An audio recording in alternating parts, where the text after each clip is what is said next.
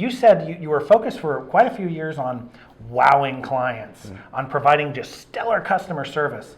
And you said in the past few years you thought maybe the clients were changing a little bit, and you decided to go in a different direction with client communication and what you were offering to clients.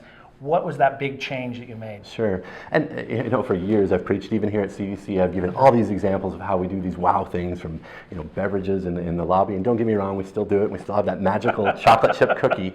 But we've really taken our focus on some of the little extra things, and we've really focused in on client effort.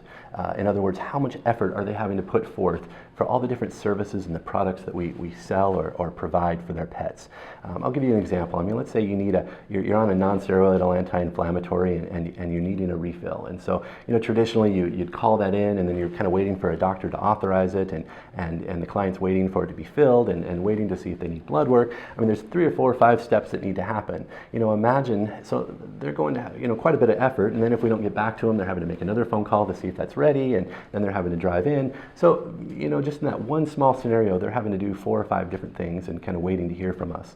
Imagine if we had a recall system in our management system, to where they'd be able to, 30 days, 15 days before that they need that medication, we're actually calling them and saying, hey, Mrs. Jones, I know Fido's only got about 15 more days left of that medication. Do you want us to have the next supply ready for you?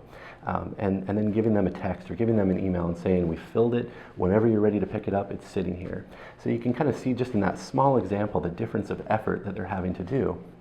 And so what we've done is we've kind of listed out all the different reasons clients call us or clients come into our hospital, and we've isolated different instances of where we can cut out the effort that they're having to put forth. The Harvard Business Review did several studies back in 2010 of this, and what it indicated was the client loyalty dramatically increases the lower the effort is. And it's not good enough for us just to say, okay, we did it. We made it, we made less effort on the client.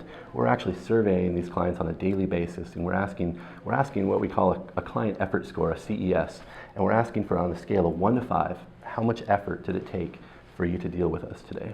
And 1 would be little to no effort, and 5 meaning I really had to do a lot of work to make this happen. And it's interesting that, even as good as I feel like we are at Meadow Hills, you're always hearing me talk about my failures. I love to concentrate on those.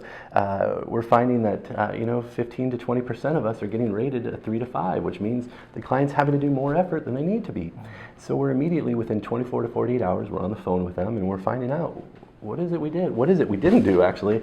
That we made you do more work, and so it's always fascinating for us to hear that. And then, of course, we immediately go back to our team and say, okay, it's time to make a little modification here.